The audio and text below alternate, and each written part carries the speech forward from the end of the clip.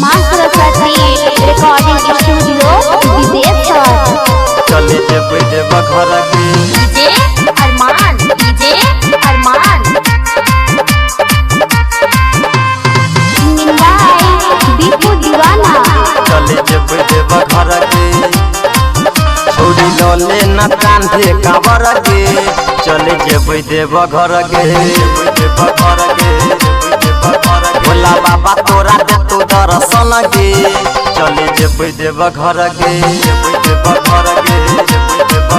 चले गंगा जी में जल भर लेबै भोला बाबा के जाकर चढ़ेबै गे चले न कांधे काबर गे चले जेबै देव घर गे भोला बाबा तोरा दे तू दर्शन गे चले जेबै देव घर गे जेबै देव घर गे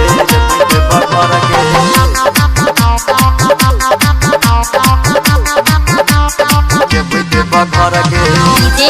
अरमान, डीजे अरमान। जेबै देव घर गे बेटिले बोल बम नारा गे भज तू भोला जी सहारा गे जेबै देव घर गे बेटिले बोल बम नारा गे भज तू भोला जी सहारा गे चले तोरा घूमे बहु शहर गे चले जेबै देव घर गे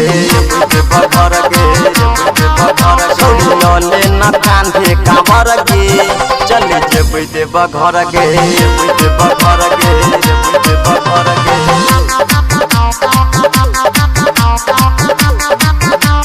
जेबै देव घर गे डीजे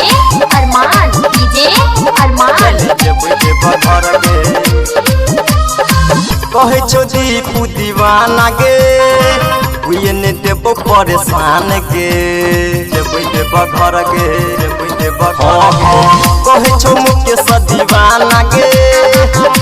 ने देबो परेशान गे